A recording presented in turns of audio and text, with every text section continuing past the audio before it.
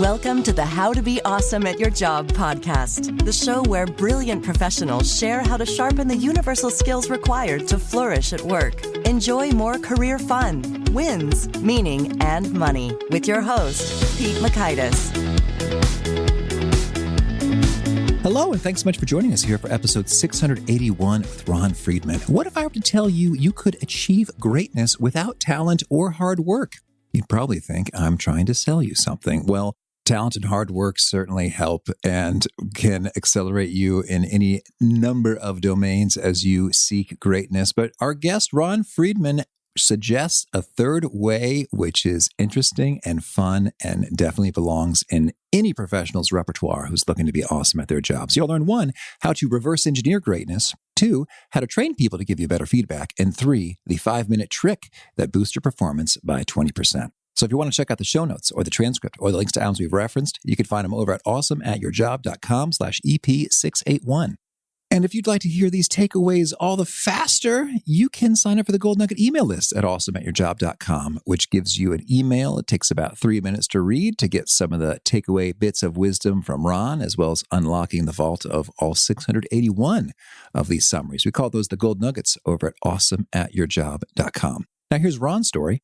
Ron Friedman, PhD, is an award-winning psychologist who has served on the faculty of several prestigious colleges in the United States and has consulted for political leaders, nonprofits, and many of the world's most recognized brands. Popular accounts of his research have appeared in major newspapers such as the New York Times, the Washington Post, and many others. And he's also appeared in the Harvard Business Review and Psychology Today. Ron is the founder of Ignite 80, a learning and development company that translates research in neuroscience, human physiology, and behavioral economics into practical strategies that help working professionals become healthier, happier, and more productive. Right up our alley. His first book, The Best Place to Work, was selected as Inc. magazine's Best Business Book of the Year. Big thanks to Ron for sharing his wisdom with us. Big thanks to our sponsors. Check them out.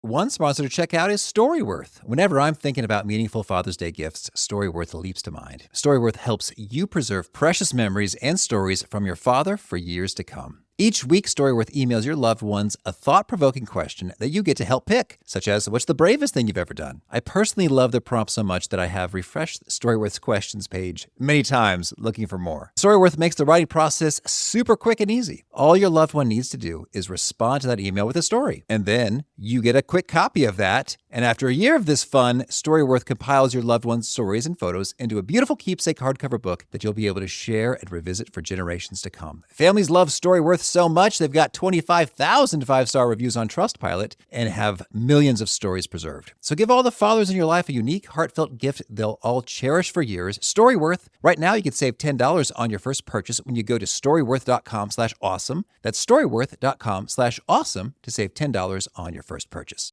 One sponsor to check out is Harvard Business Review. This brilliant magazine, published at hbr.org, is the leading destination for smart management thinking. Fun fact, HBR has been mentioned in 108 episodes of the show. That's because HBR has great stuff that comes up often. They've got explainer videos, podcasts, real-world case studies, and much more. I think of HBR each night that I put on my special orange glasses. Their article, Will Blue Light Glasses Improve Your Sleep?, revealed that those who wore them reported better sleep and a 7% improvement in work performance as compared to those who wore the sham glasses. So I cite HBR anytime anyone tells me that I look silly wearing them. Now, much of HBR's content is available for free when you sign up at their site. Subscriptions that get you unlimited content cost $10 a month. If you visit hbr.org/subscriptions and enter the promo code AWESOME, you can save 10% off of that subscription. Again, to save 10% off of your HBR subscription, go to www.hbr.org/subscriptions and enter the promo code AWESOME. And big thanks to our sponsor, Acorns. Acorns makes it easy to start automatically saving and investing for your future. You don't need a lot of money or expertise to invest with Acorns. In fact, you can get started with just your spare change. Acorns recommends an expert-built portfolio that fits you and your money goals, then automatically invests your money for you. NerdWallet.com, whom I love on these sorts of matters, gives Acorns a whopping 4.7 stars and says, quote, if you want to make the most of your spare change, there's no better place to do that than Acorns. Head to acorns.com/awesome acorns.com/awesome or download the Acorns app to start saving and investing for your future today. And we got a legal disclaimer here. It may not be representative of all clients. Tier 1 compensation provided. Compensation provides an incentive to positively promote Acorns. View important disclosures at acorns.com/awesome. Investing involves risk, including the loss of principal. Please consider your objectives, risk tolerance, and Acorns' fees before investing. Acorns Advisors LLC, Acorns, is an SEC-registered investment advisor. Brokerage services are provided to clients of Acorns by Acorns Securities LLC, member at FINRA/SIPC. For more information, visit acorns.com. Now, here's Ron. Ron, thanks so much for joining us here on the How to Be Awesome at Your Job podcast. Great to be here. Well, I'm excited to dig into the wisdom that you've packaged in your latest book, Decoding Greatness, which in fact releases on the very day we're recording this conversation. How's that going? Is it a crazy week for you? It's an interesting experience. This is my second book. A friend of mine asked me, what is it like to have this out in the world? And I think that the experience of going from 0 to 1 is qualitatively different than going from 1 to 2. It's still exciting, but you know what to expect now. And I think the first time is a little bit more nerve-wracking. That's right. I remember when the release date for my book happened, I was like, oh my gosh, this is the day. This is the day. This is the day. But all that really changed was on Amazon, it switched from like pre-order to order. That's exactly right. And so much of the actual launch activity happens way before the launch. And there's actually it's a little bit anticlimactic. It's not like a movie premiere where you get to see people's reaction. It's like, you don't see the reaction for a very long time. That's right. Well, I have a feeling the reaction is going to be strong because I'm excited by what I've read thus far. So the book's called Decoding Greatness. First of all, just get on the same page. What do we mean by greatness? Greatness is top performance in your field, whatever that may be. So if you're a writer, it could be someone like Malcolm Gladwell. If you're an elected official, it could be someone like Donald Trump or in some cases, Barack Obama. It really depends on what it is that you do and who it is that you want to understand a little bit better. And what this book is about is it gives you a process for identifying what makes a particular work unique so that you can learn from it in a little bit more analytically and then apply that to your work. Mm-hmm. Well, that sounds exciting. Could you maybe share with us a story that illustrates what it looks like in practice how someone goes about decoding greatness and the cool results that flow from doing that? Absolutely. So one of my favorite stories in this book is how Kurt Vonnegut, the famous writer, would reverse engineer or deconstruct famous stories. And what he would do is he would take stories and map the protagonist's fortunes on a graph. So in other words, he would take a story and turn it into a picture. And so on the x-axis at the bottom, you would have from the beginning of the story to the end of the story. On the y-axis, on the vertical axis, you would see the protagonist's fortune. So how are things going for the main character? Are things going well? Are things going poorly? And by the end, he would have a picture. And what he noticed as he did this is that the vast majority of stories that we fall in love with are basically the same story retold with different characters. So a great illustration is Cinderella versus Annie. They're basically the same story. So at the beginning, for both characters, things are going poorly. Annie's an orphan. Cinderella is being abused by her stepmother and stepsisters. They get rescued. There's a ball. Or in the case of Annie, she goes to the home of Daddy Warbucks. Then things go horribly wrong. The clock strikes midnight. Annie gets kidnapped by people pretending to be her parents. And then finally, there's a climax and things are resolved. They live happily ever after. Same story, different characters. And we don't notice it because it's so well told that we just find them both fascinating. And once you understand that you have a tool for this, for stepping back and getting the bigger picture on seeing why something is working, you can use it in all kinds of places. So another great example of this is in the case of J.K. Rowling's Harry Potter. So J.K. Rowling's Harry Potter is a great story. The first time you read it, you can't help but fall in love with the characters and the settings and the fascinating storyline. But then after a little while, you take maybe on a summer picnic, you start thinking about it, and then you realize, wait a second, this isn't the first time I've heard a story about an orphan who lives with his aunt and uncle who's whisked away in an adventure and has to fight an evil villain using magical powers. There's another story just like that, and it's Star Wars. And it illustrates the power of just stepping back and seeing what's really happening at the story level that you can apply to any work, not just fiction. And so this can apply to fiction. You start with a great story in your book about Xerox and Bill Gates and Steve Jobs in a show. It's actually so good. Just tell it. It was riveting. Let's hear it. Well, I appreciate you saying that. It's a story of how it is that we got the personal computer. And back in the 1980s, computers looked nothing like the sleek, intuitive devices that we all use today. If you wanted a computer to do anything, you'd have to reach out for a keyboard and input a rigid text-based language to input your instructions. And today, of course, we do none of that. We just have a mouse, we point and click, and everything is represented visually. That innovation is called a graphic user interface. It's GUI for short. People in Silicon Valley refer to it as GUI. And Steve Jobs was about to go to market with the Macintosh, which was going to be the first personal computer with a graphic user interface. And he's beaten to the punch, and it turns out Bill Gates is about to launch Windows just before the Macintosh is about to reach market. Now, these two were not competitors. Microsoft and Windows, Bill Gates and Steve Jobs, Microsoft and Apple were not competitors at the time. In fact, Microsoft and Bill Gates were a vendor for Apple. They were writing software for the Macintosh. And so Steve Jobs was furious. He felt like he had been stolen from. He felt like this was his innovation and Bill Gates stole it from him.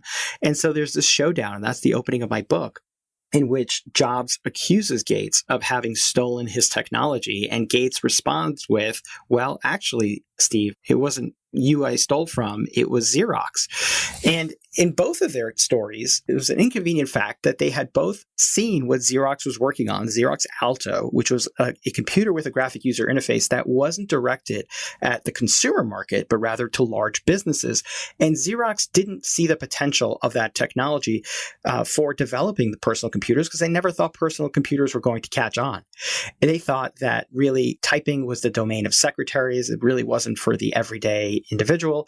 And so they were sitting on it. And so Steve Jobs, after seeing the Alto, reverse engineered it by telling his team what it did so that they could work backward to figure out how they can recreate something similar, but evolve it in a different direction, because it wasn't simply the recreation of the Alto. In the case of Apple, they were looking to add artistic fonts and make the computers user-friendly. And Bill Gates also saw the Alto, told his team about it, and they were working to create personal computers that were affordable to a mass audience. And so both of them took an underutilized idea, the Xerox Alto and its graphic user interface, and applied it in different directions. And that turns out to be the approach that many of us simply aren't educated about. We don't hear these stories about how ideas are built upon previously existing ideas. And so what I wanted to do in this book is give people the tools for learning from the best in their field so that they can evolve those ideas in different directions. Mm-hmm. Well, that's so cool. So then that seems like the value of this concept is self-evident or already illustrated with these examples. Like if we see something that's great, we can kind of figure out, hey, what made it great? And then we too can make great things. So that's awesome. Whether you want to be awesome at your job or singing or maybe any number of skills or results you want to create out there in the world. So then how do we go about doing that? I guess Kurt Vonnegut, that's kind of clever. I don't know if he reverse engineered the idea of how to go about reverse engineering, but he's like, you know what? I'm just going to go ahead and graph this on an XY plane and see what goes down. How do you recommend we begin the process of we notice something that we like or want to replicate, and then what? So the first step in this process is to collect great examples. And when we think about collections, we tend to think about physical objects. So for many, some people I know collect stamps. My dad collected stamps. People collect wines, they collect shoes. But that definition of collections as physical objects turns out to be too narrow. There are collections that designers have of logos that they have found impactful. Writers collect words or headlines. Presenters collect presentation decks.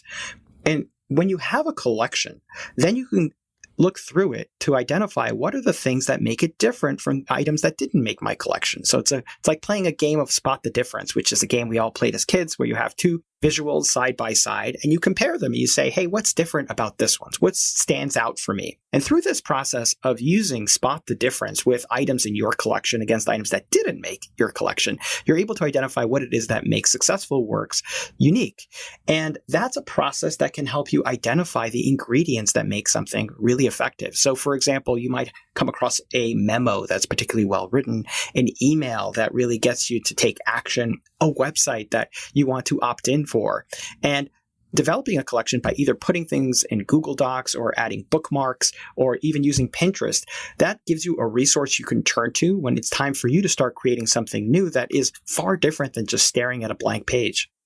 I like that so much. And I guess I have not the most organized of collections, but I have noticed things like, ooh, why do I love that? Like that's grabbing me. And I think it might be just a little bit of copywriting. Like, well, copywriters, you mentioned collecting headlines. You mean they call them swipe files. Like, I'm going to swipe this. That's exactly right. Or modify this a little bit to be persuasive. And I saw something, it was for a property management company, and it said, like 100% occupancy, 100% market rents, you should expect nothing less. I was like, whoa. Yeah. Because I was like, it's just like, why is that amazing? It's like, because it is exactly to the maximum what a property owner would want from a property manager, and boldly put front and center.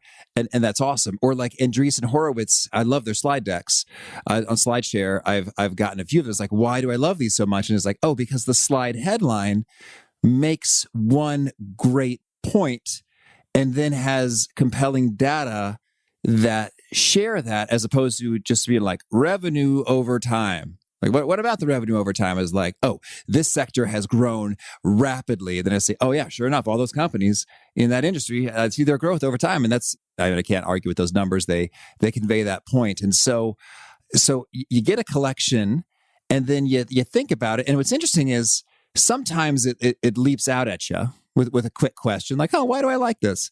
And other times it seems you got to dig a little deeper. And you suggested kind of comparing collections of greatness versus, not so greatness. Mm-hmm. Yeah, looking at the difference between ordinary against the extraordinary. So what makes this unique? And, what I think is interesting about the fact that you've noticed that this works for you is that more people need to know that. And I think so many of us assume that we need to come up with great ideas on our own without having any kind of direction from the works of people who preceded us. But that's not how creative ideas happen. Creative ideas happen through the process of combining winning ideas from different fields or different sectors in new ways. And the last thing you want to do when you're looking for creativity is to work in isolation, because then invariably you just keep considering coming back to the same ideas again and again and again. But when you have that swipe file or that collection you can turn to, that's a source of inspiration. And I can tell you that personally, as a writer, I collect great words. I collect, in other words, words that got me to sit up and pay attention on the page. I'll circle them in a book and then I'll move them over to a Google Doc. I have openings of stories that I think really set the tone really well.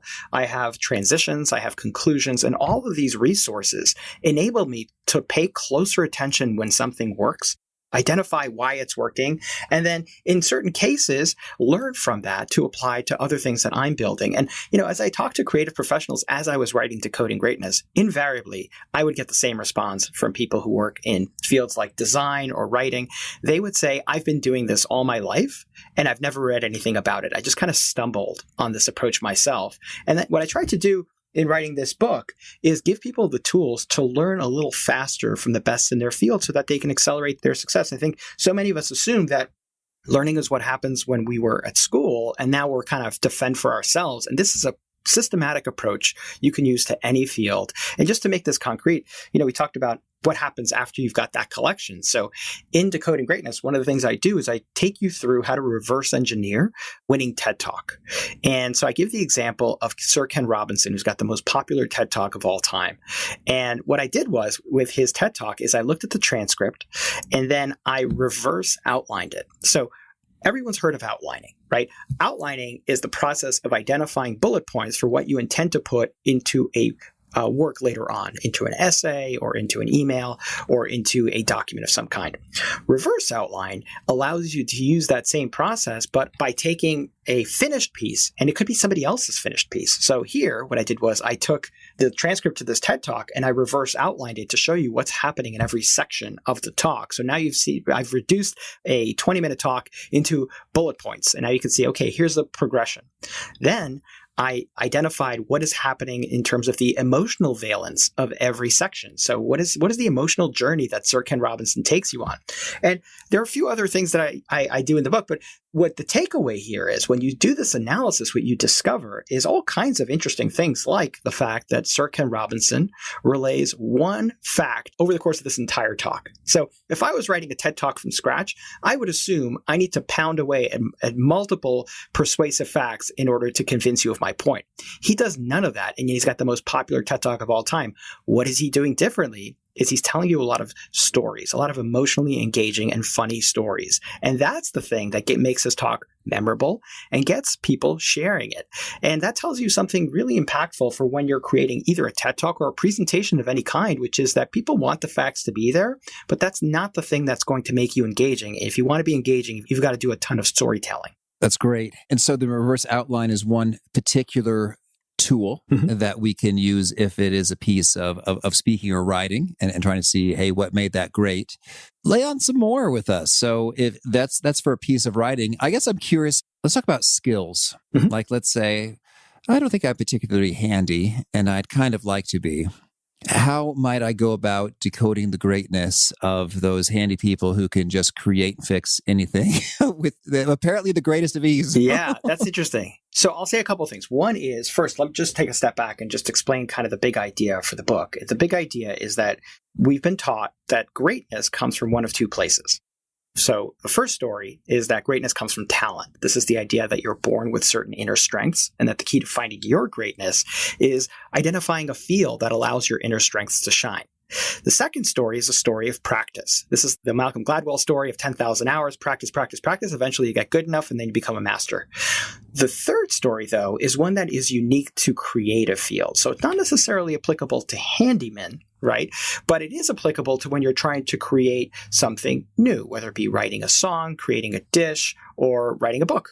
And that is reverse engineering. And that simply means looking at finished examples and then working backwards to figure out how they were created. And as we mentioned, this is a popular thing that happens in Silicon Valley. There's a whole history of products that were reverse engineered and evolved. And yet, what most people don't realize is that reverse engineering is also how Malcolm Gladwell learned to write and how Claude Monet learned to paint and how Judd Apatow became the great comedic writer that he is. So working backwards turns out to be far more popular than anyone ever imagined. And now, in the case of somebody whose physical skill you want to understand, there's a chapter in the book on how to interview experts and gives you the questions that you need to ask in order to learn from someone whose expertise you wish to deconstruct. One of the interesting things that you uncover when you look at the research on the way that experts communicate is that experts surprisingly turn out to be pretty terrible instructors. And there are a number of reasons for that. One is, and the primary reason that why experts have a hard time communicating is because of the curse of knowledge. And so the curse of knowledge simply states that knowing something makes it impossible to imagine not knowing it.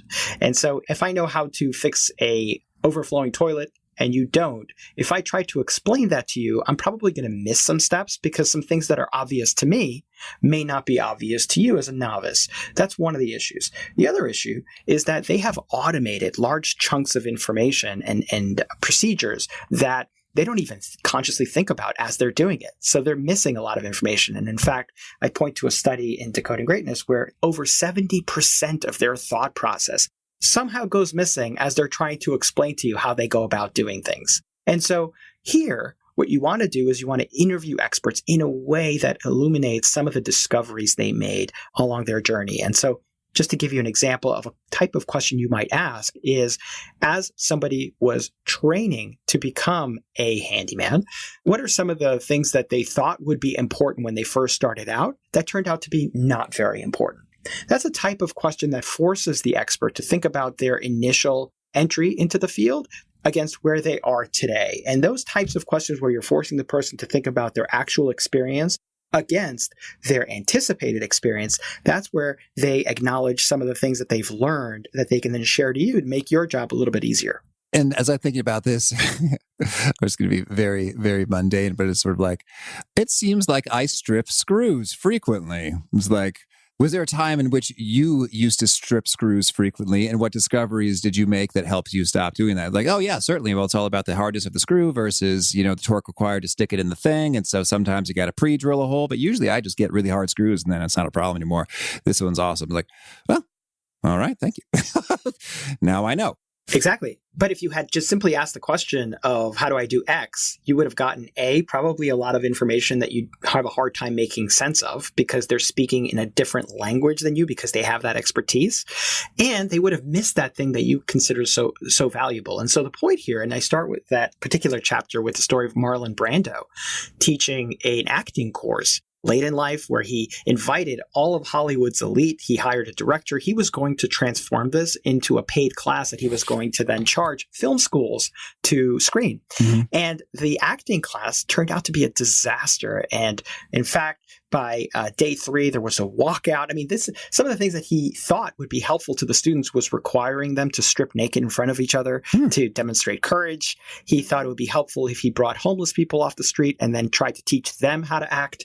And as it turned out, it was a complete debacle. There was a walkout. The director quit. It was just a fiasco. And it just illustrates how experts have a hard time evaluating what it is that contributes to their own greatness.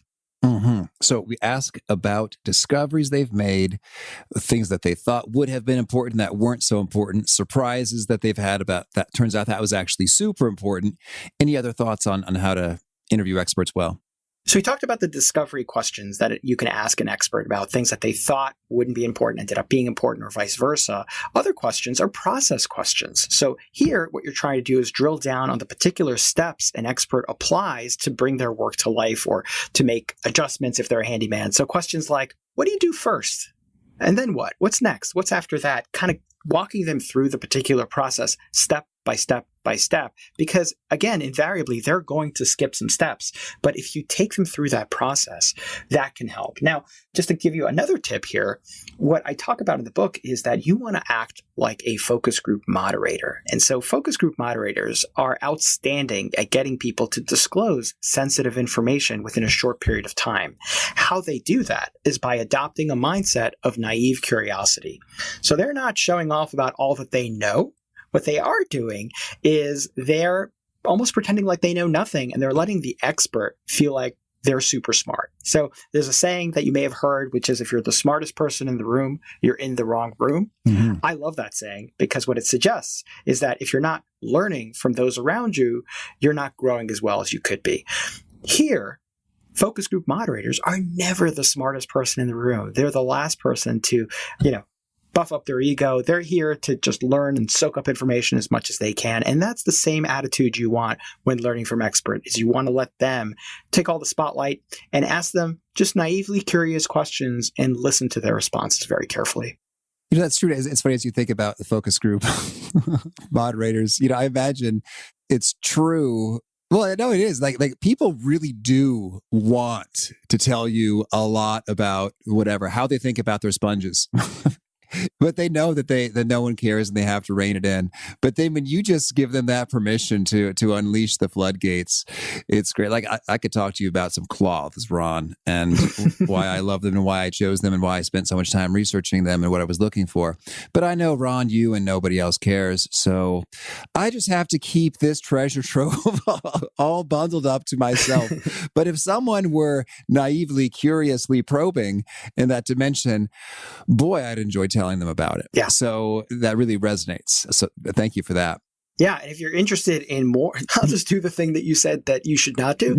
I'll tell you more about what focus group moderators do well. And that is that they prioritize questions, but not by placing the most important question first. They ask the least invasive question first. right? And so what that does is that builds a sense of comfort so that you can build up to the question that's a little bit more sensitive later on. And that's another interesting way of getting an expert to open up. So if, for example, if you ever taken a survey online, it doesn't start off by asking you your income, right? What does it ask you? It asks you something much simpler: where you live, where were you born, etc., how many kids you have.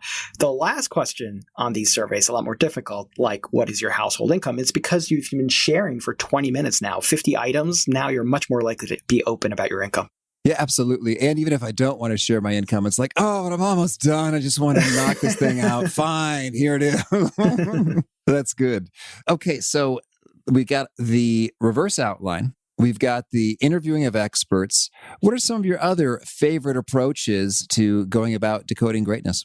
Well, another interesting approach is to quantify features. And now that's going to scare a lot of people. If you're not into math, that might be a little intimidating. And I want to just comfort you a little bit by letting you know that this should not be intimidating. And so one of the techniques that I talk about in this book is looking at websites that are extraordinary and comparing them to websites that are a little bit less extraordinary, the ordinary websites, and looking for spotting the differences.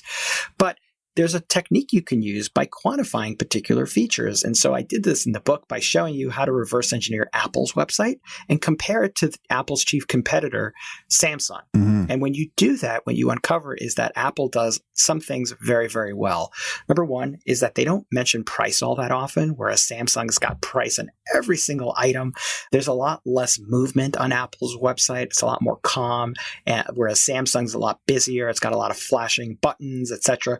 One of the reasons Apple has such a muted design is because Apple is aiming for simplicity. That's their mantra. And busyness causes anxiety, and anxiety is the opposite of simplicity. And so when you quantify some of the features, like how many buttons are flashing, how many of the messages include price, that's an example of a way of data mining in a way that allows you to illuminate some of the key differences. And that's a technique that you can apply to anything. So if you're looking at someone's writing, you might look at is how many times do they use an adjective versus verb? What language level are they incorporating in their writing? All of these approaches help you illuminate hidden patterns in some of the things that you find impactful. And once you have that reverse outline, once you've outlined some of the quantitative differences, you can start to create templates. So we talked about that ad that you saw, Pete, that you mentioned that stood out for you.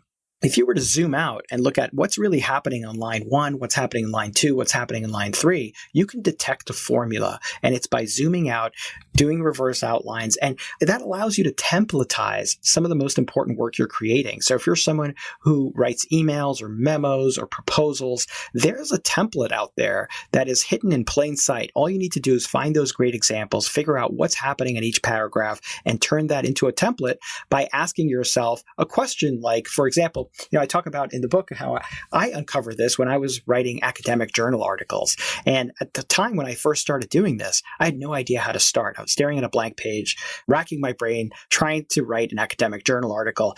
And then one day I decided to look at the writing of an academic whose work I admired. And I looked to see what he was doing in every paragraph. And I read article after article after article. And then eventually it dawned on me that he was using a formula. And that formula was, at the beginning of the article, he would start off with some type of jarring fact or a news story. Then he would raise a question. Then he would give you a literature review showing you all of the previous literature. And then he would present his thesis.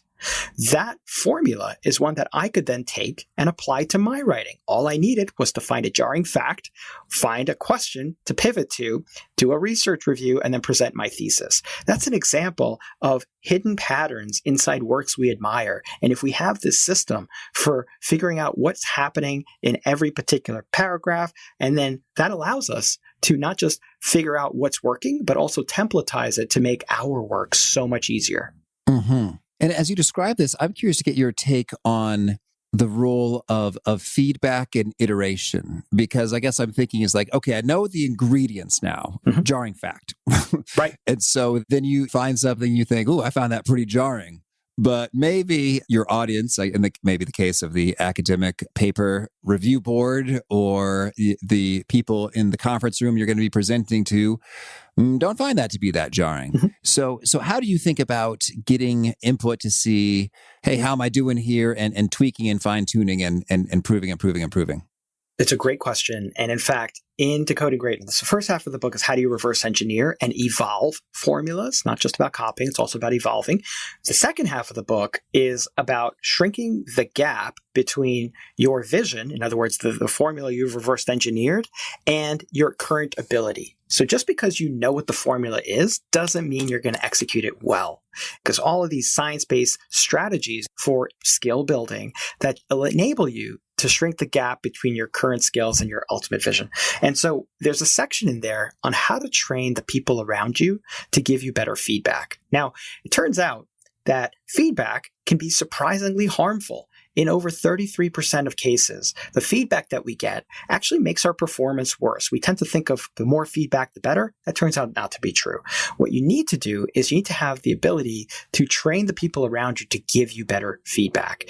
And so one of the techniques that you can use to get better feedback, number one, is finding the right audience. So a lot of cases we go to our spouse or the people who sit next to us at the office. That's not always the best audience to deliver the feedback. So we have to think really critically about who we're asking these questions.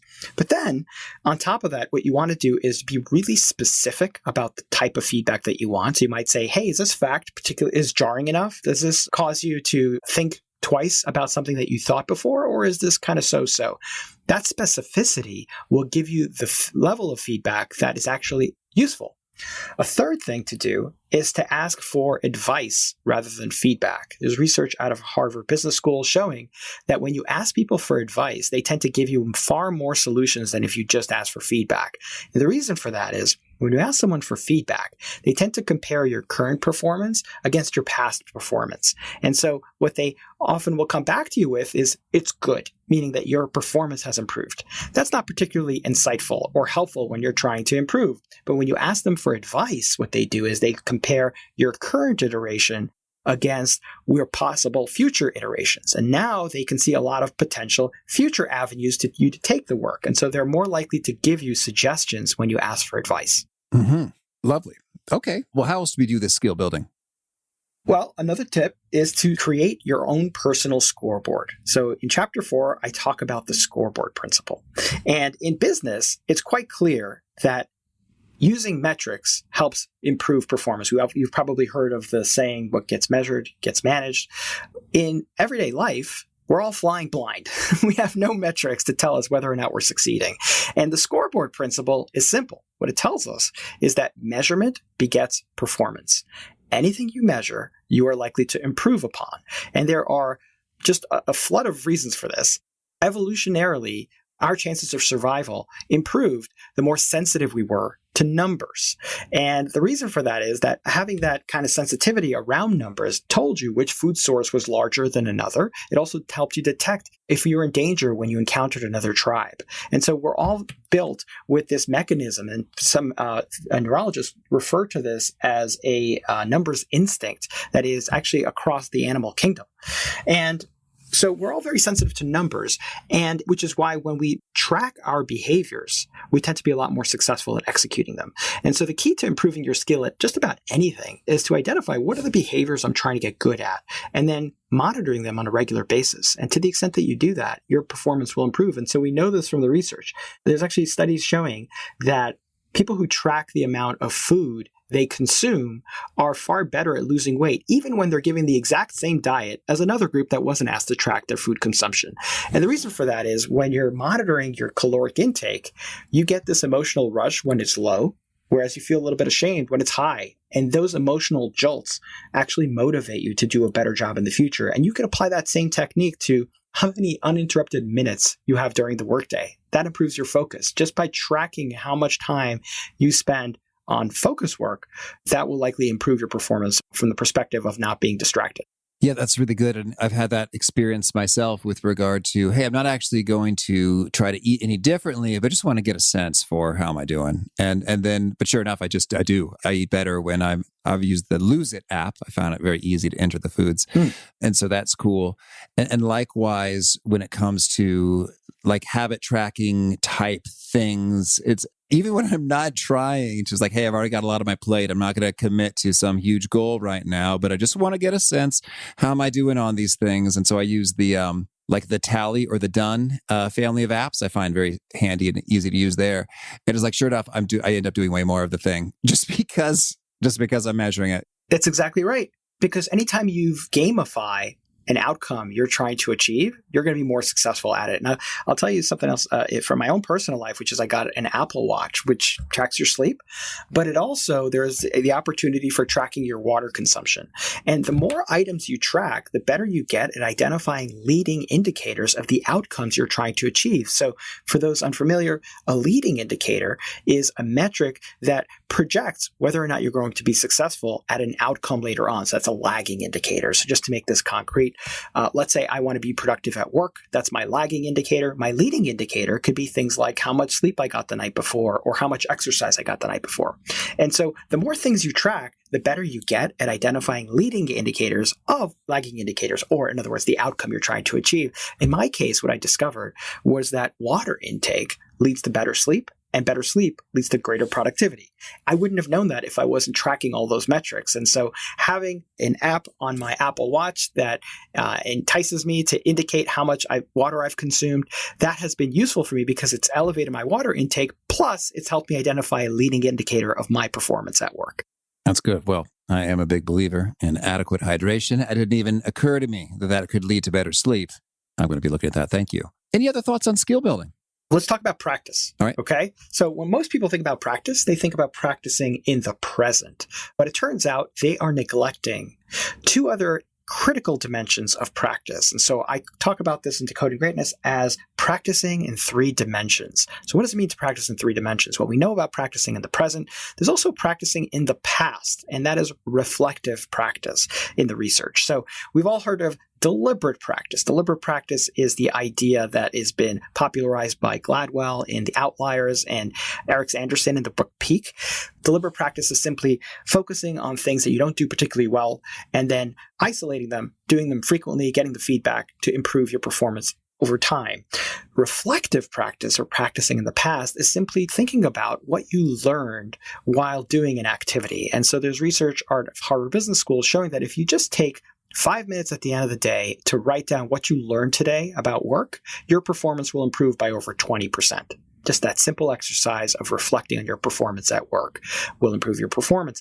Now, in Decoding Greatness, I recommend a tool that anybody can use, which is getting a 5-year diary. Now, I don't know if you're familiar with this, Pete. The 5-year diary is a diary that you can get on Amazon or any bookstore, really, that has 365 pages, 1 page per day for every day of the year. And within each page, there are 3 lines in 5 slots, and the idea here is you just write 3 lines for your day. You do this for a year. And then after a year, something fascinating happens, which is you get to see what it is you did on that day 1 year before.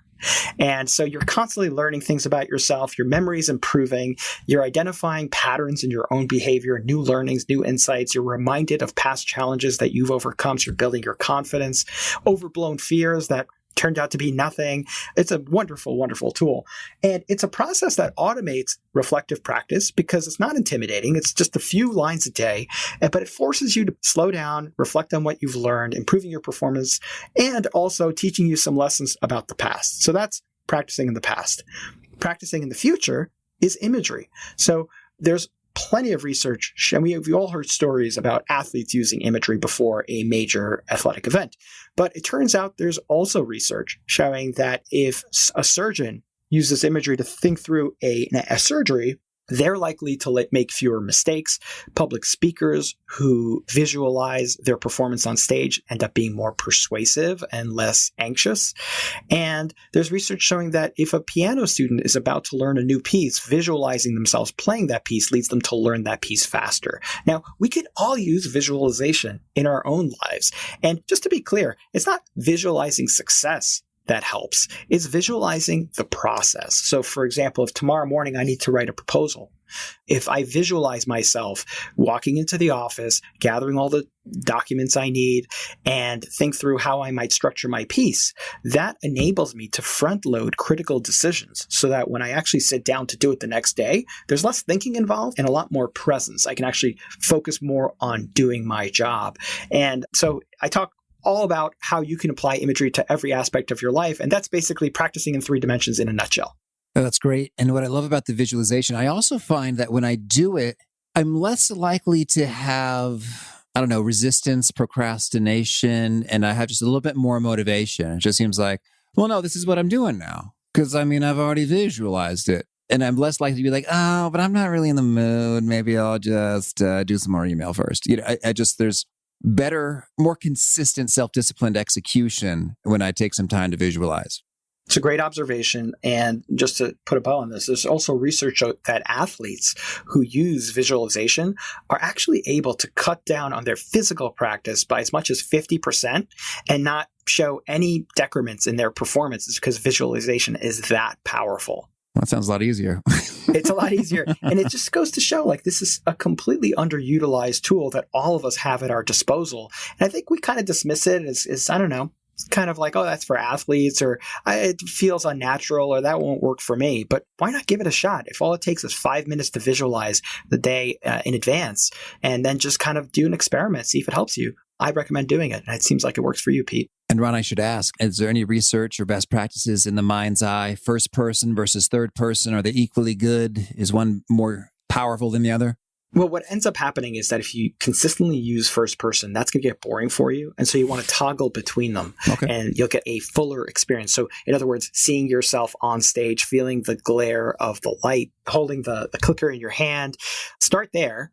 And after you've done that for a while, you can kind of visualize yourself speaking while sitting in the audience. And another critical piece here is that we've been taught that we should just visualize ourselves succeeding. But I actually recommend every once in a while thinking about yourself faltering and then continuing and going through with concluding your speech, if we're talking about a speech in particular. But you want to power through it. And what that does is it teaches you to expect things to potentially go wrong, but having the confidence that you can overcome those challenges anytime they come. That's great. Well, Ron, now could you tell me about a favorite quote, something you find inspiring? Well, one of the things I talk about is this idea that we can learn from those around us in a way that's more methodical, that enables us to do our work a little bit more easily. And I think that part of the challenge for reverse engineering and this idea of taking apart others' work is that there's a real stigma about copying others' work and plagiarism and not being fully original. And I think that's really the wrong way of thinking about how we can best learn from the works of others. And in fact, there's research showing that taking the time to copy someone else's work makes you more creative, not less. And the process of copying opens your mind up to new ideas that you hadn't been considering in your own work. And there's a great quote that I often think about, which is from Carl Sagan. And Carl Sagan said, if you want to create an apple pie from scratch, you would need to recreate the universe.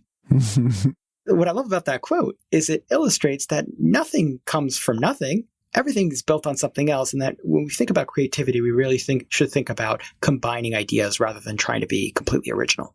Mm-hmm. And a favorite book?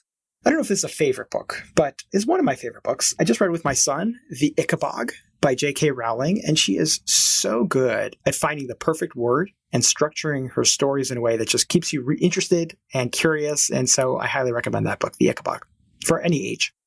And a favorite tool, something you use to be awesome at your job? So I am a Google Doc fanatic, and I have tons and tons and tons of Google Docs. And for a while, I didn't really know how to organize them. And a friend of mine taught me this approach, which is to use the Google Sheets and then use that to hyperlink to other Google Docs. So in other words, you can have a directory of all your Google Docs in there, the ones that you frequently use, that you could then easily access and use that as an organization point for your other Google Docs. So that is a tool that I highly recommend to a lot of my coaching clients because it's a way of easily accessing documents you frequently use while also having a central location so that you're never searching. Mm-hmm. And is there a particular nugget you share that really seems to connect and resonate with readers? They highlight it a lot or quote it back to you frequently? All right. Well, that's a great question, Pete. So we're often told that growth requires courage, that the only way to improve is to somehow find the gumption to stomach more risks and embrace situations that make us uncomfortable. That's not the only path to personal development. Tackling difficult challenges and putting everything on the line are simply not the same thing. No, when it comes to developing our skills and growing our abilities, the wise approach isn't taking more risks. Far wiser to find intelligent opportunities that render risk-taking entirely less risky. And so this is about how businesses grow. And how they do that is by taking tons and tons of risks that actually end up not being particularly risky at all. And just to give you an example of that is they often will use test audiences to determine whether or not an idea is working out. And so we can all do that in our own lives by testing our ideas with a smaller group and before releasing it to the wider public. And so I give the example of how Tim Ferriss came up with the title for the 4-Hour Workweek. And he had 10 titles that he was considering or something like that. It was a large number. And so he just purchased Google AdWords for each title and looked to see what generated the most clicks. He used $100, came up with this amazing title. He wouldn't have done it if he had just picked a title and guessed. Using that feedback enabled him to, and obviously wasting $100 to find out what was most effective was a way of him minimizing the risk and risk taking. And Ron, if folks want to learn more or get in touch, where would you point them? I would point them to, if you're interested in learning more about the book, go check out decodinggreatnessbook.com. It's a great website to go to because you get a free course with your purchase of the book. If you're interested in learning more about me, you can find me at ronfriedmanphd.com. And do you have a final challenge or call to action for folks looking to be awesome at their jobs? Yeah, I think you should stop assuming that greatness comes from talent or from practice. You don't have to be born with a particular path to greatness. You don't necessarily need to put in 10 years of practice. What you do need is a system for learning from the best of the world. And that's what Decoding Greatness offers. Ron, this has been a treat. Thank you. I wish you all the best as you decode more greatness. I appreciate it, Pete. I really love Ron's take associated with comparing, okay, this is great, this is not so great, and then just sitting with it for a little while and trying to tease out, well, what's the difference? And just thinking and then trying to quantify some things like, okay, well, let's count how many of these there are. So I think that's pretty cool. I also love that notion about reflecting for just 5 minutes being linked to a 20% increase in performance. That is 5 minutes well spent. So thanks to Ron for those tidbits and more. Again, the show notes, the transcript, the links to items we've referenced are at awesomeatyourjob.com/EP681. Hope to catch you next time. And peace. Thanks for listening. To get the most out of the show, we recommend 2 key things. First, check out the extra resources at awesomeatyourjob.com. You can find this episode's transcript and links, as well as the perfect episode for your situation. You can search the full text transcripts of hundreds of episodes or explore episodes tagged by topic and competency covered. Second, subscribe to the podcast and get future episodes automatically. You can subscribe by telling Siri and several other smartphones and speakers, subscribe to the How to Be Awesome at Your Job podcast, or by tapping subscribe in your podcast player of choice. If you'd like some extra help figuring out podcasts and how subscriptions work, visit awesomeatyourjob.com/subscribe for guidance. Hope to catch you on the next episode of How to Be Awesome at Your Job.